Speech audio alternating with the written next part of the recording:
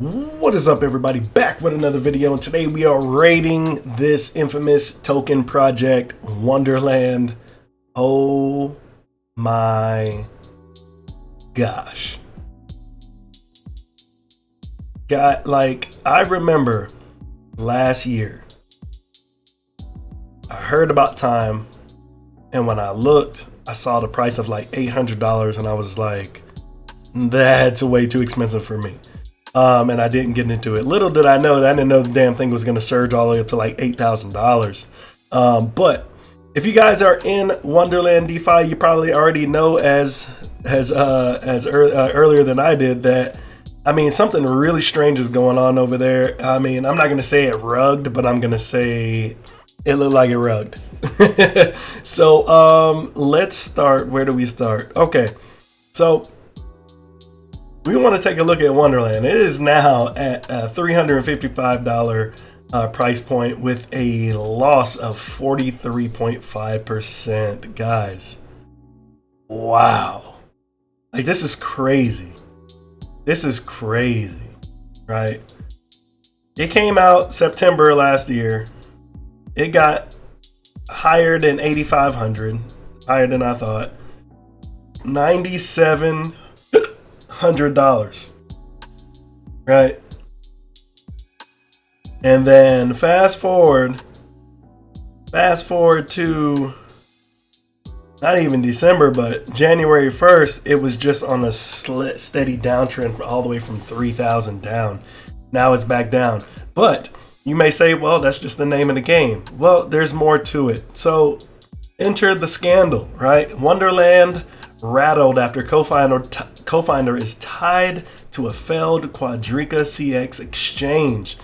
The developer of the popular Avalanche money market was previously the co-founder of the infamous Canadian exchange, Quadriga CX. Now, what does that mean? Wonderland's Time tokens fell 32% in European hours after blockchain sleuths revealed Sifu, a core member of the founding team, is allegedly a longtime serial scammer with a conviction and a deportation on his record. He was also the co-founder of Quadriga CX, a failed Canadian exchange, cryptocurrency exchange.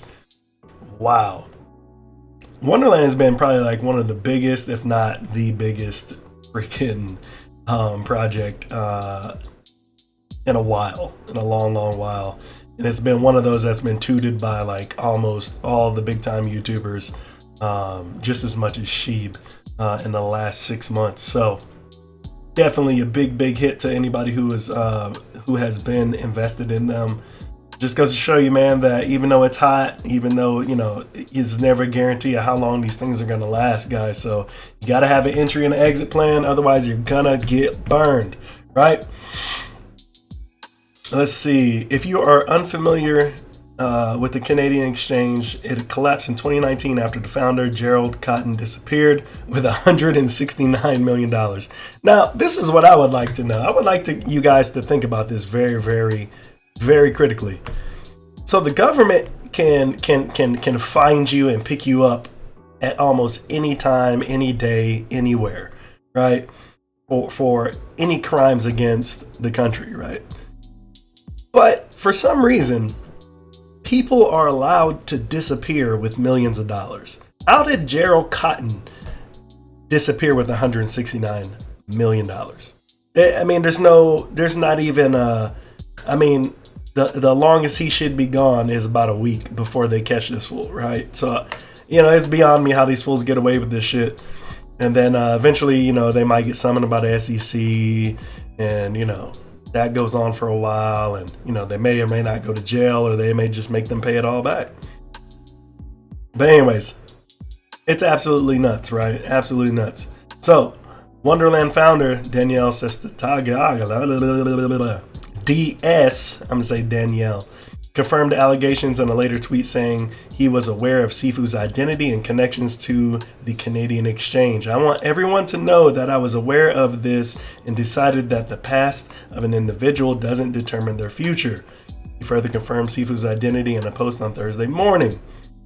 I've seen the community very divided about my choice of maintaining him as the treasury manager after finding out who he was in his past. You're going to let him be the treasury founder? I wouldn't let a dude touch my stuff.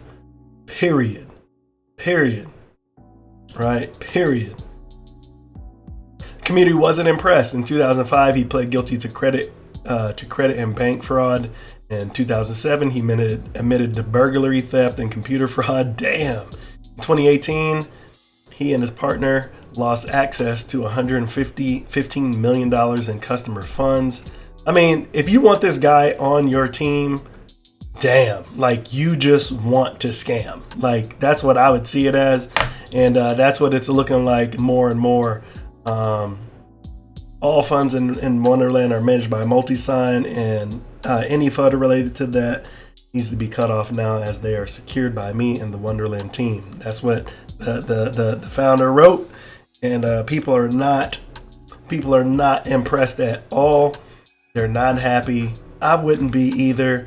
It's quite simple, and it's quite evident that the triggered sell-off possibly, I mean, first of all, what I would like to think is that if you see these three peaks, right? It peaked. Around here, you probably should start to wonder, is this sustainable?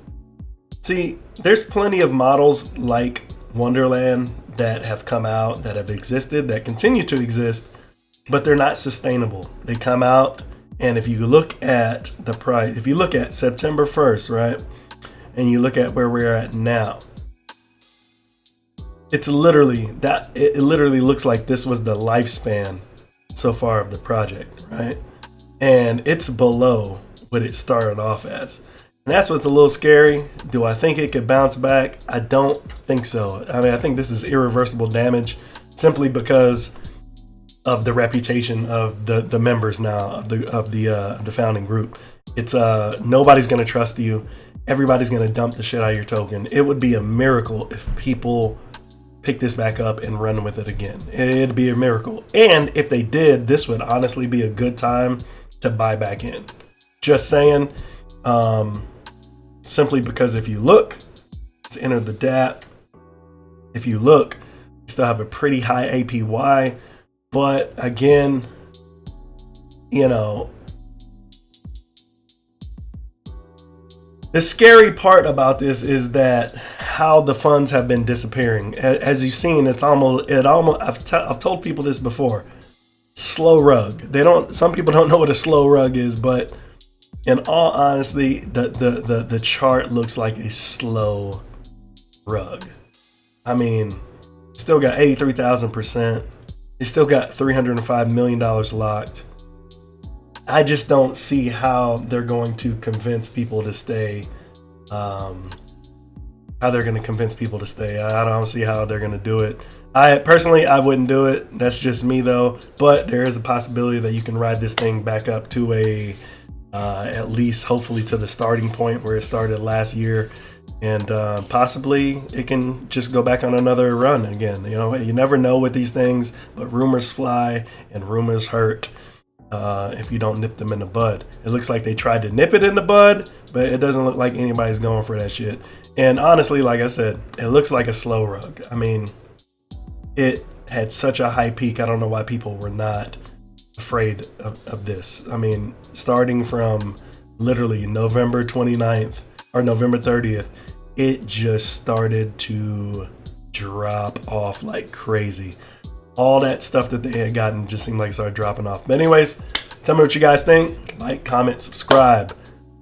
What do you think about this raid? Do you think people in Wonderland and Time Token are effed, for better terms, better lack of terms, better euphemism? Let me know what you think in the comment section below. I will catch you guys next time. Happy raiding. Do your own research.